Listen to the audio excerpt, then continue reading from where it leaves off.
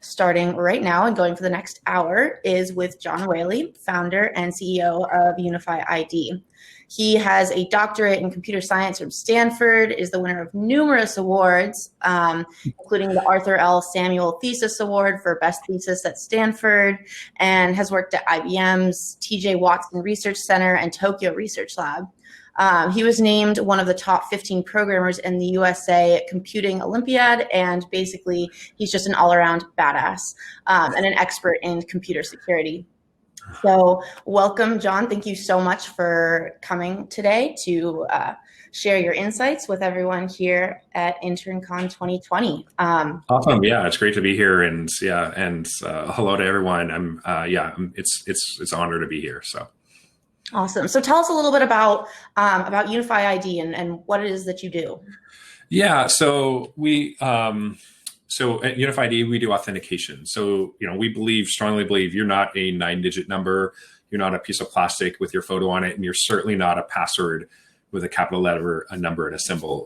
We do something called implicit authentication. We use unique aspects of human behavior, those little habits and idiosyncrasies that make you unique, and use that to secure your identity. So you don't need to use passwords or, other kind of more cumbersome forms of authentication. There's a lot of deep tech and machine learning that's going on behind the scenes to make it all happen. But like the end result is magical. And so we make an SDK you can link into any existing iOS or Android app. It gives us access to the sensor data. And then when the way that I hold my phone is really different than the way that, other people hold their phones or move around. So, I've been holding my phone the whole time. I'll just show you a quick demo. So I'm sure you guys are familiar with like call center experience, like when you call in somewhere. I'll show you what it is like when you're doing with UnifyID. Hello, John. Thank you for calling in from a known phone. One question: how can we help you today? And so the way that worked is, the fact that when I'm holding my phone, like my grip, my motion is actually really unique to me. It turns out that it's tied to my physiology, muscle memory, things like that. And so if we capture around 5 or 10 seconds of motion data when you're kind of holding your phone or walking around, things like that, we can actually use that for authentication. So that's the experience you'll get with UnifyID. This is not just on your phone, also on your computer, with unlocking doors, travel, ATM, automotive, these kind of things. Like, if you think about the future of authentication, it's not going to be like I type in a password and then that's like how you know that it's me, or a piece of plastic that has your 10-year-old photo on it. This is technology is going to reach the point where a lot of these things are just become much more natural, much more seamless, and honestly much more human. I mean, this problem of authentication, it predates technology, right? People have always, any social creature has always needed to know, okay, are you who you say you are? We all have neural networks that have been trained over many millions of years to be able to do this very well, like identify somebody based on their face, their voice, their movements, this little things. So you think about like when you're a kid and like you hear footsteps, and even that's only a tiny little bit of information, but even based on that, it is who it is that's walking, in your house or, upstairs, things like that. So, in very much the same way, it's possible to train neural networks to do much of the same thing. So it's called implicit authentication. And then, has a lot of use cases just across, not just streamlining authentication, also, reducing fraud, things like that. And so, especially now in this time of COVID, and there's a lot of more remote workers and people who are now working from home, as well as like people who need to kind of, transact remotely. Like you can't go into a bank branch anymore. You have to do things from home. There's we've seen a big uptick this year in terms of interest. So I'm curious how you are tracking people's data and what sort of access they need to give you in order to actually do all of this, and how are you storing and using that data? Yeah, so privacy is a very important aspect of the other things that we do.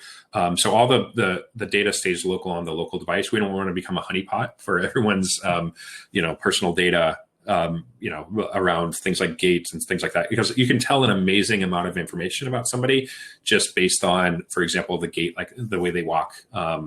There's whether anything from like diagnosing medical issues to like, difference in gender and these type of things that you wouldn't really think about, but it's like it does exhibit itself in these type of behavior. So, because of that, we don't want to become the honeypot. Then all the data stays local on the local device.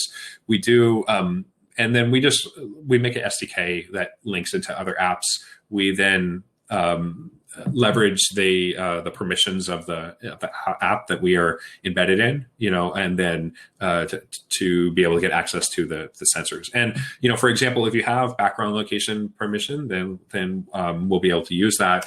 But it's optional. You can like turn it on and off. The only thing we really need is an accelerometer, which is present in basically every smartphone, and it doesn't require any special permissions to access.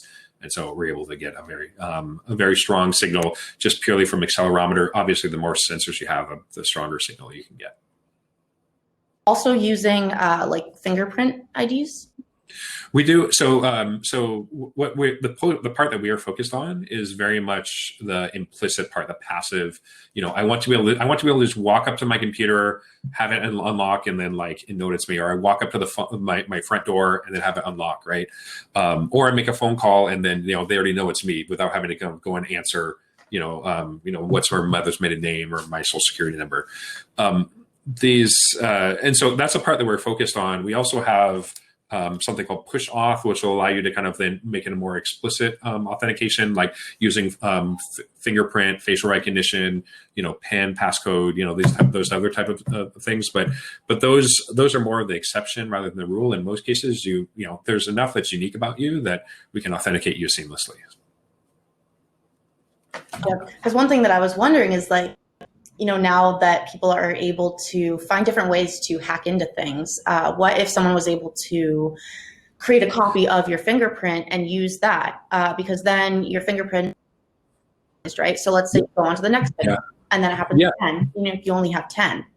Like no. I mean, that's the thing about fingerprints. They're easy to steal, and they're very, very hard to change. They very painful to change. So the other thing that people don't realize around fingerprints is that if you think about something like an iPhone, or Android device, the sensor is very small. It's not taking your entire finger. It's just taking a little piece of your fingerprint, right? It's called a small sensor fingerprints. And then because of that, then you can actually, it's only matching on a tiny little fraction of your finger.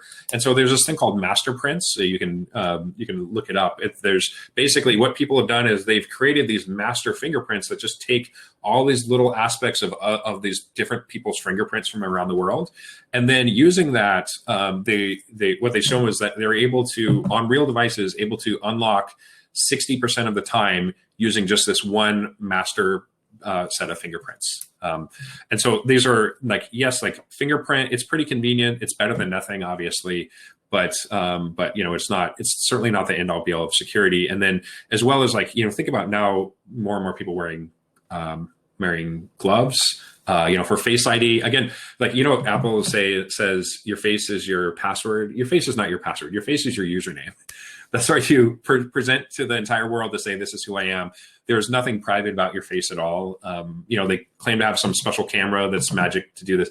The day that Face ID came out, I saw a live demo where somebody had basically took a front photo, a side photo, printed this little mask, and then put it on this dummy, and then held out the phone and was able to then unlock it. So, these are, again, but all of these things, they point to the fact that people want convenience. I mean, the reason that Touch ID and Face ID is such a thing is that because people want to just be able to look at their phone and have it unlocked. They don't want to even have to type in a PIN or remember passwords or any of those type of things, right?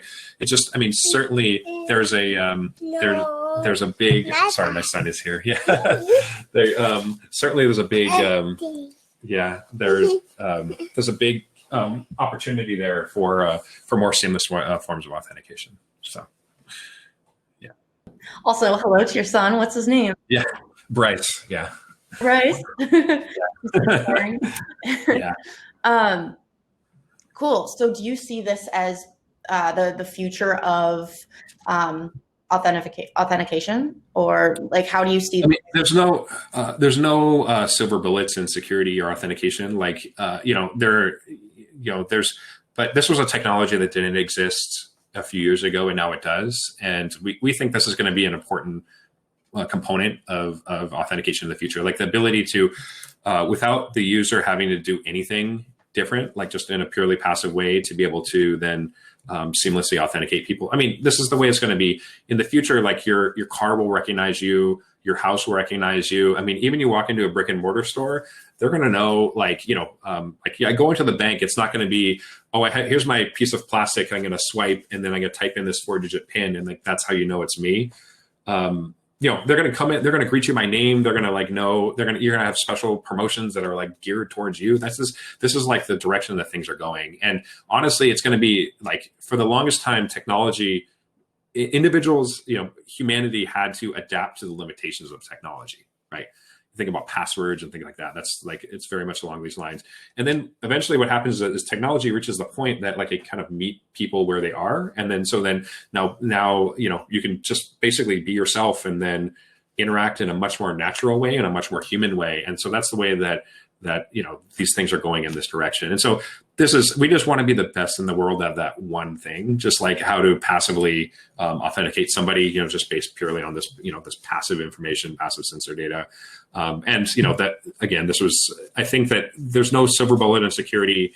Absolutely. There's places where this is applicable. There's places where where it's not very useful. But we think this is going to be an important capability going forward. It's a little bit scary to me to think about everywhere that I go, I'm being tracked or recognized. My car recognizes me. I walk into, a QFC, and I am constantly being tracked. Every single move that I make, these AIs can recognize my stature, even if I'm wearing a coronavirus mask and trying to, operate on the down low for whatever reason. Like that's a little terrifying. So what do you think about the ethical implications of this for people's privacy? No, I mean, absolutely. I mean, the first point is like, is this technology exists? Like whether we're kind of, we do it, or, or Facebook or Google or Baidu or like whoever, like, this technology already exists. And so then the question is like, well, who do you want to be able to control that? And what should they be able to do with it? I mean, the reason that they founded the company in the first place was they saw a lot of organizations starting to do this with interests, like their interests were not necessarily aligned with the user's best interests. Maybe, you do this to serve them better ads, or do this to, or things that were potentially worse. And then, but I was very convinced that this was the direction that things were going. I mean, it's just very natural progression. It's, that of technology and the way we interact with technology. And so then the question was, okay, do you want to have like 100 different organizations who are all like collecting all of this data about you, like, from via video, via sensors, the things knowing all these things about you, collecting these massive databases of information about you, and then using it for whatever purpose that they want. And then if you believe that this is an important capability that that will be important and differentiated, then that's the natural direction things are going to go. And so when we founded UnifyID, this is why, I did this, I did my PhD at Stanford. I taught at Stanford as well. Very big in computer security, privacy. So we knew the right way to do it, like technically the right way, so that, look, I mean, you saw my son come in. I don't want a situation where somebody can go and kidnap my kids and say, give us this data, because like you never want to be in that situation, right? And then so this is why we architected in the way such that like the data stays on the local device, and then even us, like, unless you have the person's physical device, we can't help you, like we can't tell anything about it. So this is why like we had architected in that way, because if the option is, well, we could build an organization to build this themselves and then bring this huge treasure trove of like, trove of data and use it for various purposes versus like, oh, well, there's this third-party service that like will give me the answer that I need, but like without exposing any of the personal biometric data. That's kind of the direction that we wanted things to go in that direction. This is why that's why I founded the company, and that's why I still continue to be very adamant around privacy and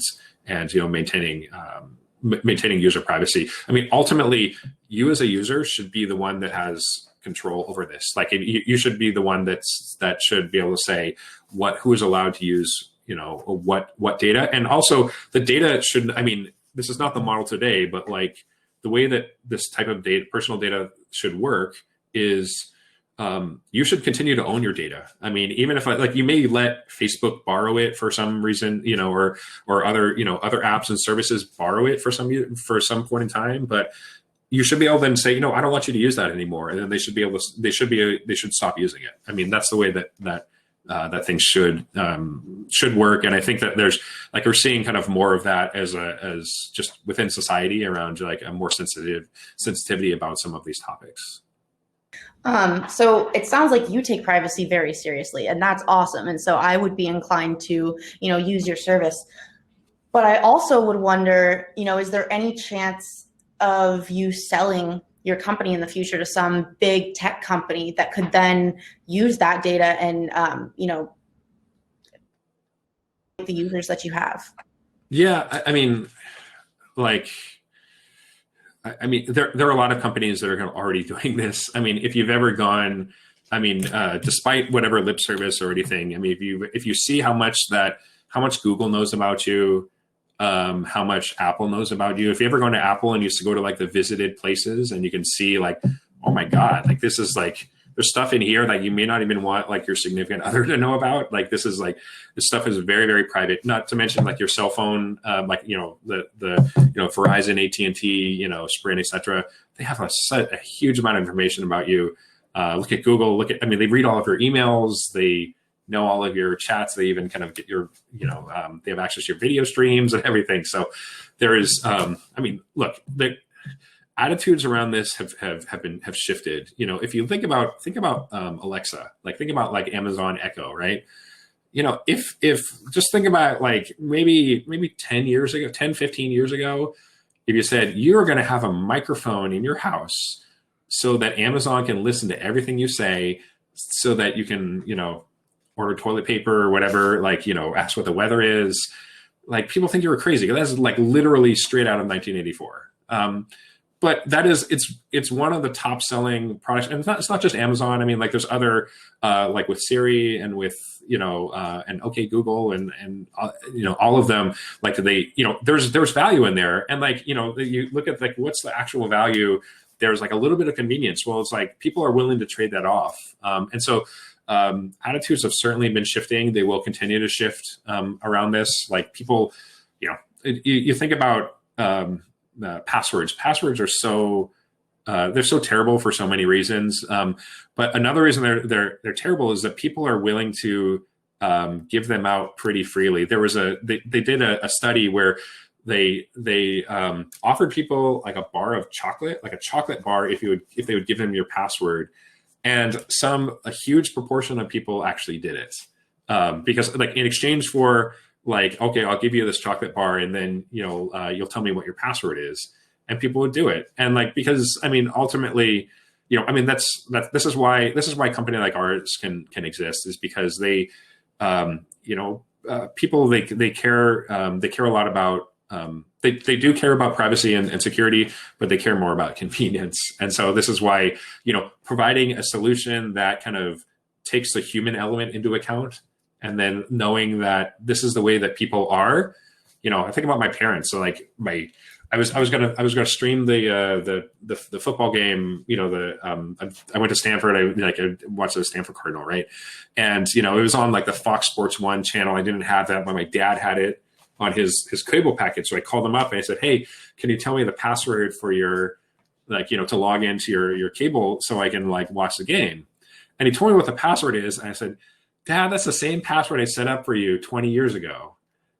And he says, yep. And it's a perfectly good password. And I was like, oh my God. Okay. This is like, that's the status quo. I mean, there's like technical people, kind of security savvy people. They're not, that is, we kind of know better. We kind of do better things, but the vast majority of the people don't. And to say that like, well, it's a human's fault. It's a person's fault. It's my dad's fault. It's like my other family member, my friend's fault because like they don't choose good passwords. They don't set up 2FA.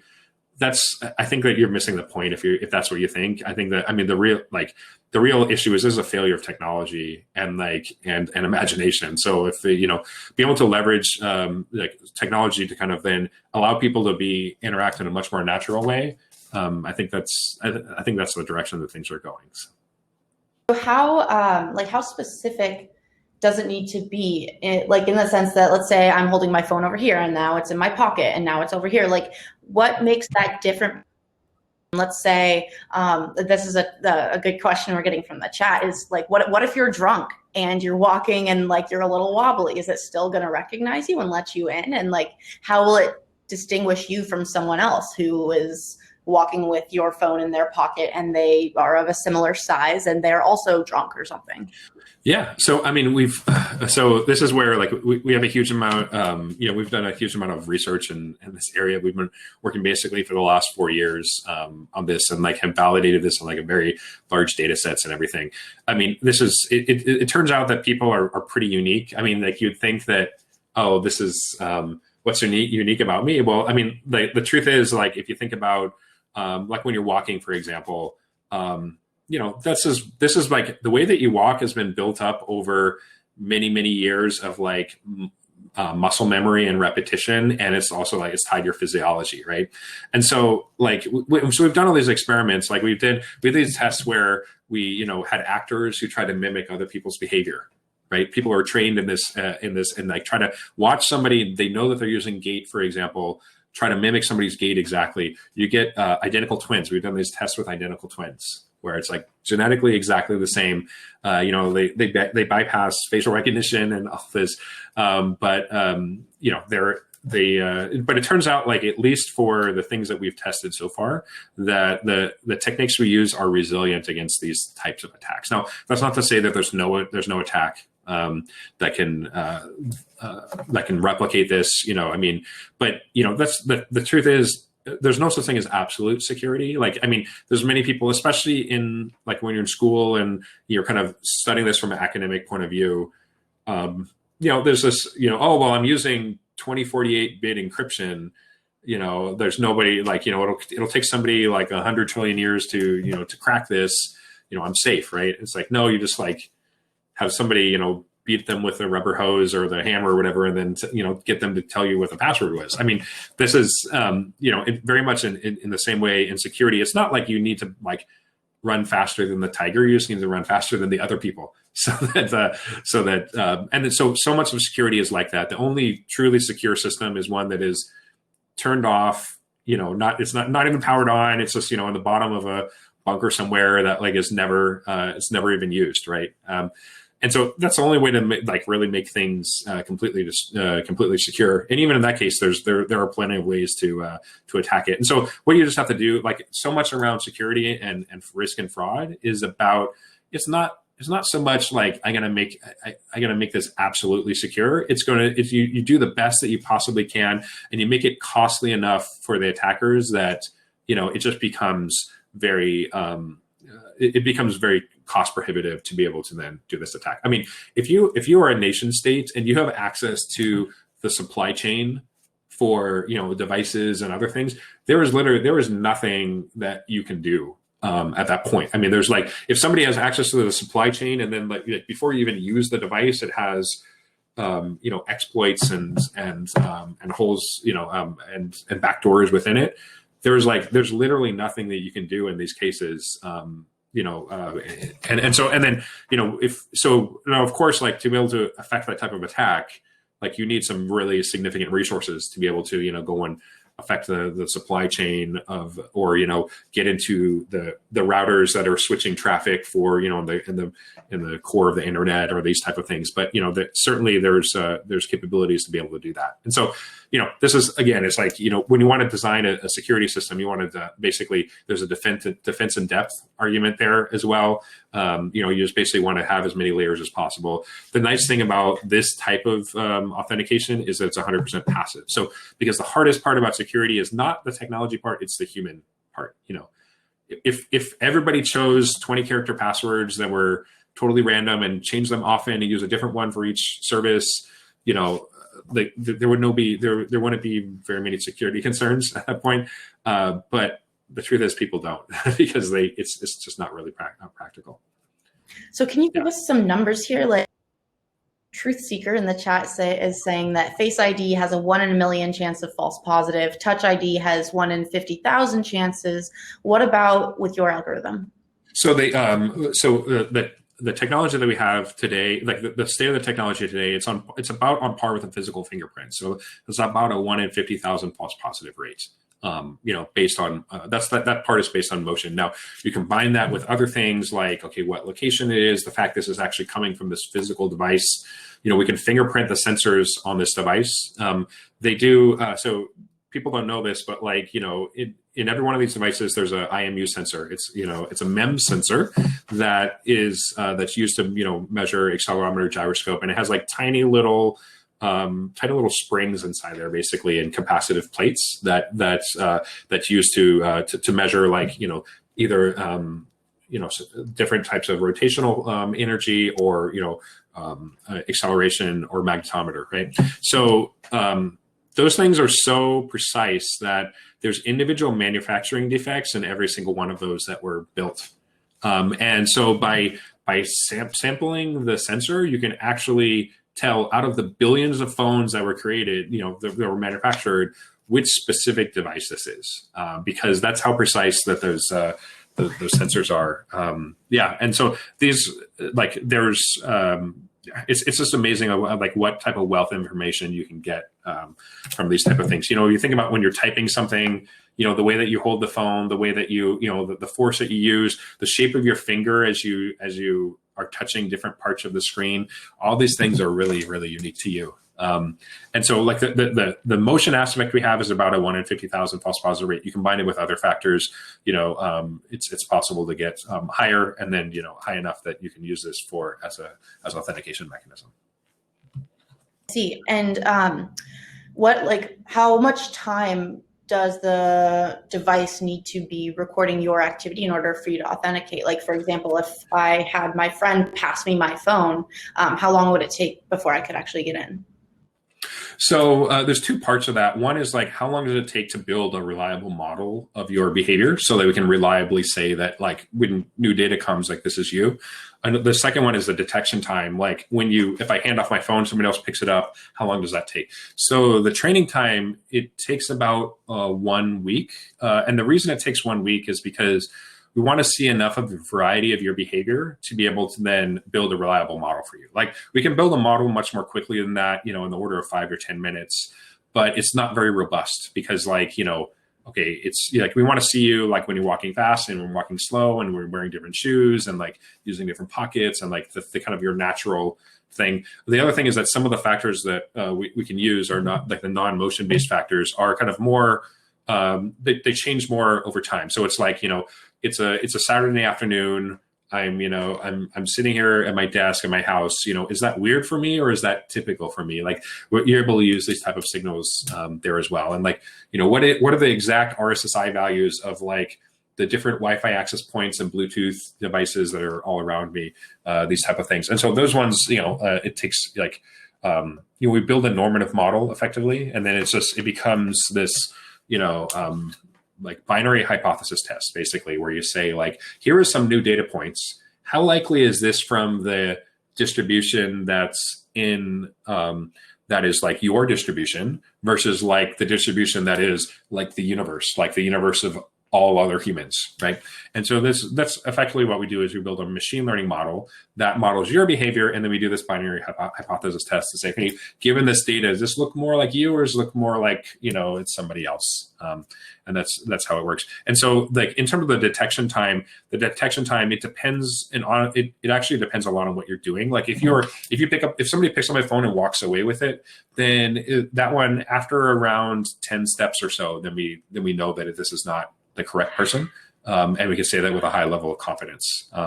If you just hand the phone to someone, they're kind of not really touching it, moving it, then in those cases, then it takes longer. But we also we have a very sophisticated like on-body detection as well. Like if you put your phone down, we know that, we can tell the difference between like you're holding your phone even impossibly still versus like it's on a desk somewhere, right?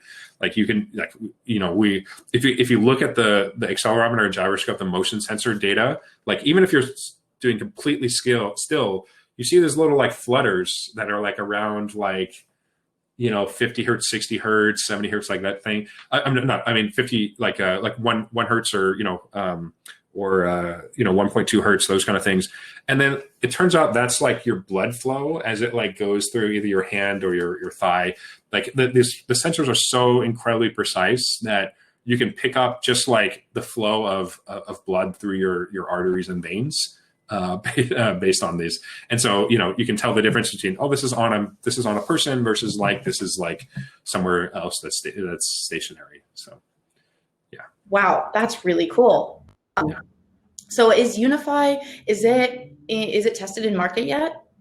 Yeah. I mean, I think we had deployed to a total like 34 million devices, and then we're and then the use cases. I mean, it varies. Some is around like adding additional like levels of authentication. So like these cases where you have like those 2FA codes where it's like they text you a code and you type them in. Like those are both annoying and not especially secure. I mean, they're better than nothing, but like they're not especially secure, especially because it's really easy to take over somebody's phone number and like or do a SIM swap or like clone their SIM or get their number ported or get access to their iMessage or whatever. There's a lot of different ways to be able to access to that. Also, it doesn't really help with phishing either. And so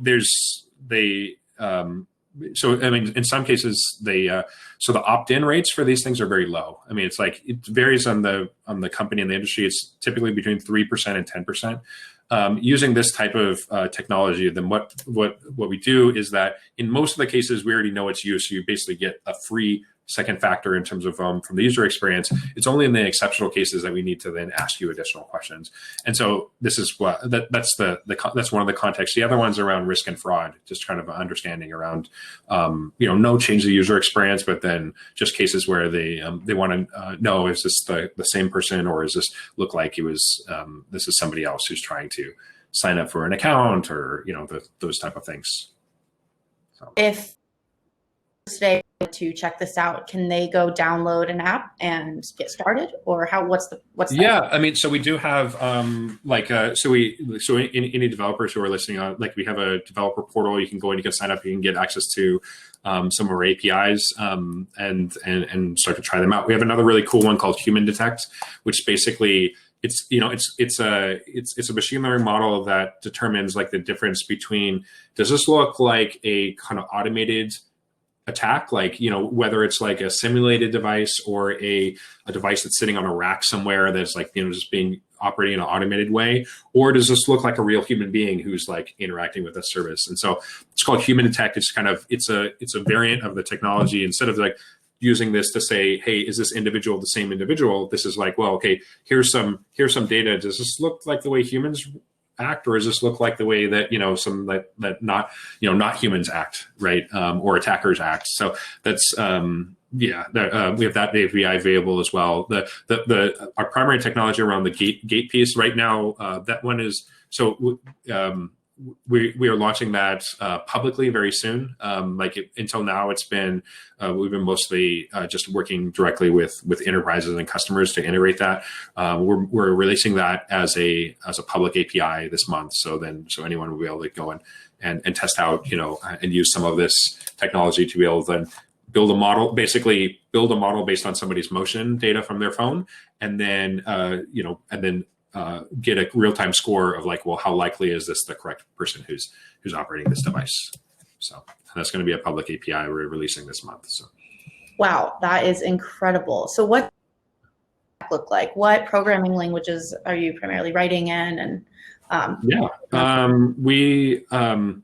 so on the machine learning side, we do a lot of Python just because it's, that's kind of the easiest and most de facto standard for doing most of the machine learning work. And we're actually able to run this in production. A lot of the heavy lifting is done we use a variety of machine learning libraries. TensorFlow is the one that we use the most. We also use TensorFlow Lite for, on the phone there as well. And then there's a number of other, it varies. Like we do a lot of signal processing as well. And so much of that code is written in C, and then it is ported to the various platforms. On each of for the SDK, on iOS, then it's mostly Swift code. In Android, it's mostly Java, although we have some Kotlin there as well. And then, and then on the back end, we leverage a lot of AWS services, in terms of and Kubernetes. We have. All of our backend is built on Kubernetes clusters and containers, and then that's how we can deploy it in a scalable way. So we can, but a lot of the processing actually happens locally on the local device. So we try to minimize the amount of cloud compute that's required. And any particular reason why you chose AWS as opposed to Azure, or? No, I mean it was. So we, when you're dealing as a company, we architected this to be largely cloud agnostic. Like this is why you use Kubernetes, because then you can easily port this to other clouds. We use a few AWS services, but these are not part of. We don't use them as in part of our production code. This is more for when we're training models and kind of doing more things that are offline. These ones, but the intention is we'll be cloud agnostic. When you're on AWS, it's kind of that's the most common one, and so you have the fewest companies that will have an issue with it, if you do. But there are some that prefer you to be on Microsoft Azure, for example, or Google's cloud. But AWS is kind of ubiquitous, and so that's why we deployed there. Now, I think as we get into more deployments, some companies actually want to deploy on their own private cloud. They don't want to kind of use the public cloud version. They want to use private cloud, and that's kind of just an artifact of as you get to larger organizations, they want to have more control. And so this is, but today it's most of our work is on most of our infrastructure is run on AWS. Gotcha. So pivoting a little bit, I understand that you are looking to hire early talent. Can you talk a little bit about what it is that you're looking for and what that application process would look like? Yeah. So we've been pretty active both in terms of internships as well as as hiring full-time people out of school as well. In any organization, you want to have a mix. I mean, you don't want to have all just junior fresh people, but you also don't want to have all people who are kind of have 10 or 20 years of experience. You want to have a good diversity. And this is very much, this is very much a core value within the company is because ultimately, if you just hire a bunch of clones of the same, people are very similar, then, it's kind of in the early days of a company, it's like you're building the gene pool of the company, right? And you have to think about what kind of DNA do I want to have in that gene pool, right? And much like in biology, if you have a lot of if it's a monoculture and you have a lot of similar DNA and in the gene pool, then what ends up happening is that all traits get accentuated, positive and negative. And then I think you've seen this with some organizations that as they've grown, they've had certain, they kind of grew from a particular culture, and then that gets accentuated as they grow, and then down the line it leads to just problems, right? And so this is something we pay a lot of attention to. Think about, like, we don't want to have people who are all like from the same backgrounds. I mean, and with the same type of experience, right? Because ultimately, that's the reason you even join a company or a company like ours, is that you want to have an organization where you're gonna be able to incorporate a lot of different perspectives and in a constructive way, and because we're trying to build something bigger than any of us individually. Right. And good ideas can come from anywhere, especially because the nature of the stuff that we're doing, I mean, this is like a fundamental rethinking of how identity authentication works. Right. And so there's even, we want people who are taking a fresh look at this. I mean, you want people who had maybe been there and done that, and then have tried things, and they can bring in some of that, like experience about, oh, like when we tried this in the past, this is what happened. But then you want people who have a fresh perspective. They're not tied down by kind of, we're doing it this way because this is the way that we've always done it, right? That's actually a negative, for a company like ours. And so, like, because of that, like, the other reason is, like, we view this very much as like in a long-term thing. Like, we as a long-term investment. This is why, like, we have a very active internship program. I think last summer we had like 15 interns, something. This was and this is for a company. I think we're like, the total company size is like 25, and we have like 15 interns. And guess what? Like, a lot of the interns, they then come back. They either work with us over like the quarter of the semester, or they come back and work full time, right? And so a lot of these things are then like, it doesn't pay off immediately, but like it pays off down the road. Sometimes 2, 3, 4 years down the road. Because even if they don't, like, if somebody comes and works with us, even if they don't, it ends up not being the right fit, or they kind of don't come to work with us full time. If they had a good experience, they're going to tell other people about it, and then they're going to, oh yeah, I should definitely check this out. Those kind of things. It also helps to kind of build credibility and everything. Look, if we're a tiny startup, we're a 30-person startup. We do not have the resources, to compete in terms of recruiting, with the Googles and the Apples and the Facebooks and the Microsofts and the other ones, and so we have to basically have our edge. I mean, we have to have our edge and our niche that we're going to be going after. Ours is very much very technology focused. You're going to work on very real problems immediately. Very interesting technology. That's undoubtedly, like, at large organizations, like, there are interesting projects that are going on. If you are, as an intern or like as a new grad, the chance you get to work on those teams, like on those projects, and directly contribute to them is very small. Whereas, in our company, then it's like you're going to be expected to work on these things. So, and again, and then we've been focusing on, like, on particular schools, like in terms of like developing relationships with professors there, and et cetera. This is kind of where some of my academic background, it comes in there as well. I mean, I did my PhD at Stanford. I taught there as well. Still have a lot of connections within that community, and so this is why we're able to then engage with and a number of very good faculty and others, like, just in very good schools, and then have them either come for the summer for like their sabbatical, or like work on joint projects together, or refer good students, those type of things. So we've been doing a lot of work there as well. But I think that it's not this is a situation, like, our company is such that we're not, like, it's not like we're hiring only college grads, but like we do have a mixture, and like we want it to be a diverse group, and so diversity is very much a core value for our company. So as far as goes right now, I see Connie in the chat here has said that the internship is on-site only. However, with the ramifications of the pandemic, how is that changing things? Are you guys still taking interns, and are they coming to work in person, or what will that look like in the next year?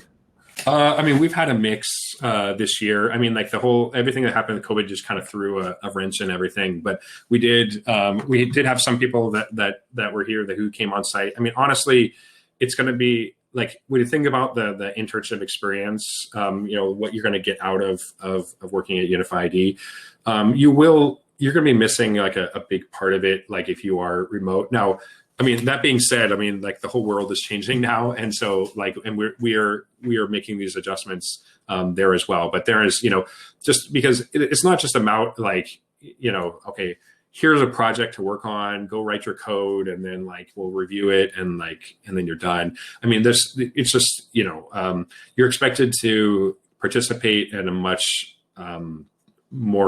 deeper and more comprehensive level, like getting into, if you have interest in it, like, in the things on the marketing side, on the website, and lead generation, on sales and entrepreneurship, like presenting to investors and like that, those type of things. Like that's one of the unique aspects of a company like ours, is that you'll get exposed to many more of those things than you would at kind of a larger organization. It's kind of like the larger the organization, the more narrow your role is within it. And so, I mean, that's part of the value is like the all the peripheral things that you can then learn from just kind of interacting in that environment, which is a little bit more difficult if you're 100% remote. Now, I mean, that being said, like, there is this like there's this phase shift that has been happening happening this year, and then it's not gonna go back. I mean, it's gonna be this is a permanent shift. Like there will now permanently be more opportunities for remote and people working from home or working remotely. Absolutely. So this is something that like we can continue to monitor and look at. But I mean, anybody who comes that we want to make sure they're going to have a really good experience. And so the best way we know how to guarantee that is that they are working with us, like, locally and on site. And do all of these interns, do they need to be like juniors in college and studying computer science, or? No, I mean, like, look, I mean, this year we had like a high school student who was doing, I mean, it's primarily, I mean, we do focus primarily on like juniors and seniors and grad students, just because, I mean, like a lot of the things that we do, it does require kind of a certain level of knowledge and sophistication, like depending on what area you're in. If it's software engineering, if it's like, machine learning, or, if mobile development, things like that. Like there's certain like base level to be productive that you'll want to have, and then that's most typically aligned with the people who are a little bit further along. But yeah, I mean, we've had freshmen, we've had high school. We have a high school student this year who is just crushing it, like just doing very well there as well. So it's like we do take all time, because again, it was like we don't view this as like, oh, like, this is a short-term thing. This is like some of these people are long-term investments that, like, because one of our best employees, I hired him as a high school student. He was under 18, so I had to like sign some special paperwork that says like I would not force him to make shoes and like work in a sweatshop and stuff. He couldn't work more than 38 hours a week. And then it turned, and then he went off to Yale. He ended up, and then when he graduated, he came to work with us full time, and now he's one of our best employees. So, I mean, again, it was like these things, like you want to look at it in terms of for a long-term investment. So. Wow, that's really cool. So do you, like in the next 5 years, how do you see this company changing? Are you expanding the field that you're working in, or how large do you plan on growing this company? What are your goals? Look, I mean, if you think about identity and authentication, it's really the underpinning of just about every other service out there.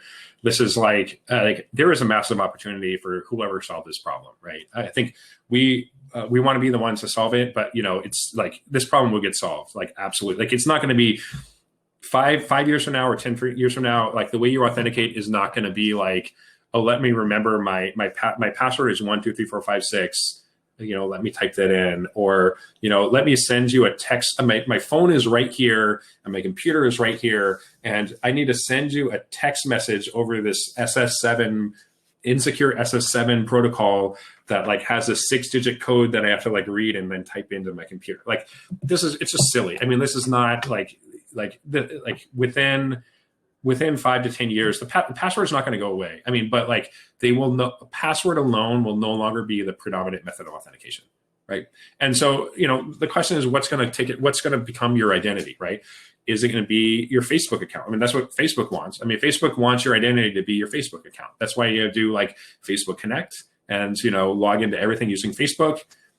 Great for Facebook, maybe not so great for others, because you no longer own that relationship, right? Facebook owns that relationship, right? Or is your identity going to be your phone number? It's going to be your email address. It's going to be your Google account. I mean, the truth is that, like, or is it going to be like my device? Like I have this, I have this iPhone 11, and like, this is my identity. My identity is my phone, right? Like the truth is, I mean, I'm hoping that none of those will be the answer. I'm hoping the answer is going to be something that's going to be much more like self-sovereign, like, that people have more control over it themselves. Something that's going to be more with an eye towards the user experience and privacy, and like allow people to have the control over that. And honestly, I don't see it being somebody like Google or Apple or Facebook or Microsoft or Amazon. Honestly, any of those, because they're all in competition with each other. Like when you're going to be able to log into Apple using your Google account, I don't know, probably never, right? It's just like they're all trying to own it, but their fundamental business is like their DNA is somewhere else. I mean, like Google's DNA is advertising.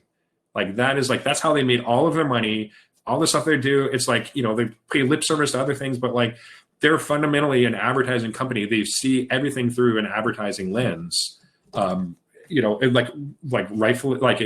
whether they're trying to or not, like that's all of their best people are working on the most important problems at Google, which are, how do I squeeze more, a few more cents and a few more click-through rates, because that turns into billions of dollars for them, right? This is like their DNA is set, like that's what they are. I mean, Apple is very much around the closed ecosystem. It's some amount of kind of exclusivity and like a walled garden. I have this walled garden experience.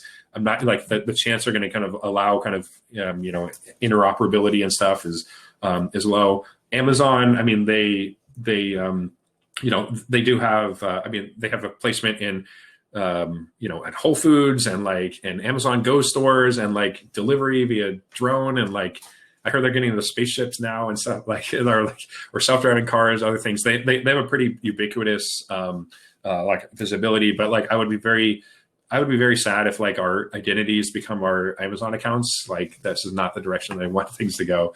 I mean, Microsoft owns on the enterprise side, but they have they're very strong on the enterprise side.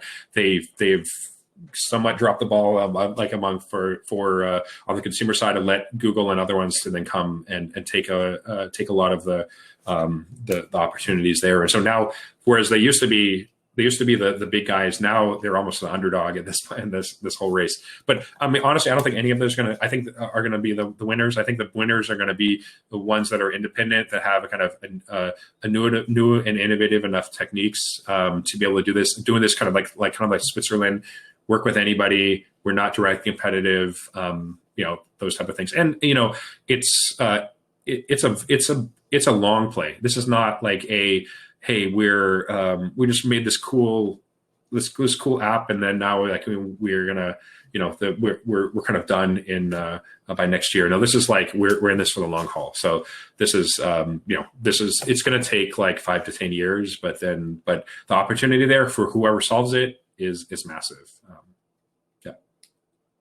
So we have a few minutes left here. What sort of advice do you have for everyone here who are just about to start their career, or they've got a few years left of college? Like, what are 5 things that they could do right after this talk that will help them with their future? Yeah, I mean, probably. I mean, like if you look at me, I did my PhD at Stanford, and I'm very much a techie person. Like this is maybe a little bit atypical for a CEO. Like many times, say, okay, to be a CEO, like you have to be kind of much more on the business side and these type of things.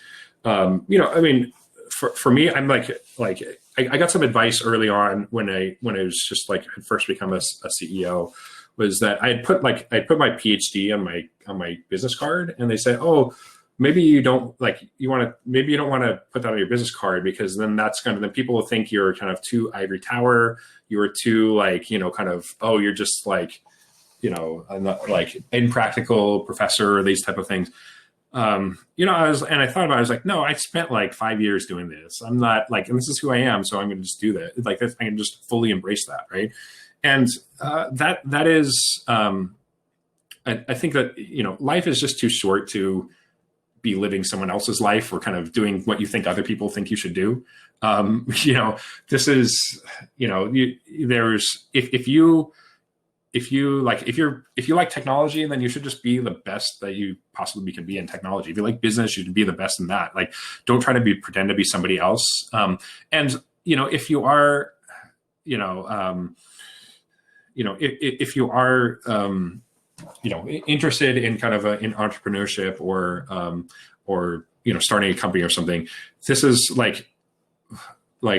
early in your career is the best time to if out of your 20s, what you can get is okay, I actually know what I want to do for the rest of my life, then that is the success. Because I mean, the tricky part is not in most cases, when you ask what do you really want to do? Not what your parents say you should do or what society assumes you should do, but what do you really want to do with your life? Most people don't actually have an answer to that question, right? And so, so you can spend the time you're doing internships or other things just to spend the time to discover the answer to that question. It's if you have an interest in some area, go try it. Now's the time to try it. Just go and do it. Don't try to think about oh, I have this perfect career plan that I'm trying to architect and okay, well, I'm going to have this kind of internship and then I'm going to spend 2 years here and then I'm going to spend 4 years here and I'm going to go and do this. Don't, if you try to do that, then you're operating with a very limited set of information right now. I mean, you may feel like you have all the information, but you really don't. You're operating with a very limited set of information to make these decisions. So if you kind of just maximize learning and maximize trying to kind of figure out what you actually want to do, that would be my recommendation on that side. If you're interested in doing startups, one of the best way to do it is just basically join a startup that is starting to take off and just witness it and see it. That's probably one of the best ways to learn. I mean, that's what my last time around, I was a CTO at my last startup, learned a ton of lessons, and then adopted those, at my current startup, and things are going very well for us now. So yeah, I mean, it's fundamentally it's be authentic and be yourself. Everyone else is already taken. You don't have, don't try to be someone else. Don't try to just because your parents say you should go to grad school, it's not going to grad school because your parents say that you should, or getting a JD or PhD or any other, or MD or anything like that because your parents think you should do it, is those are not good reasons to do it. There are good reasons to do it, but that's not one of them. So if you can then, spend the time to figure out what you want to do, then what is the and then it'll be a success. And then don't think too much about, I'm going to try to craft my resume in a very particular way, because things change all the time. So awesome. Thank you so much for coming to share all of your advice and information about Unify. Do you have any last words that you want to impart with everyone who is still watching? Yeah, feel free to, feel free to reach out on LinkedIn or drop me an email. It's easy, John@UnifyID. And that's looking forward to interacting with more of you in the future. Just mention that you saw somebody talk at an InternCon, and I'll reply. So I know I will be looking into the application for next year, and I'm sure lots of other people on this call right now will be as well. So thank you so much. It was great learning about Unify. Super great talking to you, and thanks so much, and thanks for being our kickoff for the engineering track at InternCon 2020. Great, thank you. All right.